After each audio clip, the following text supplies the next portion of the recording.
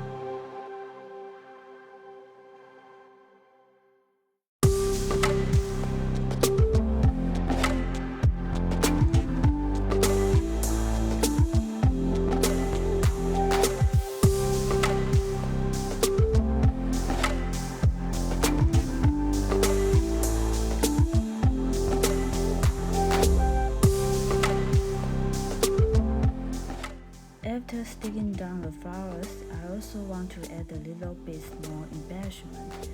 I choose this black for a touch of color and let this page catch more eyes.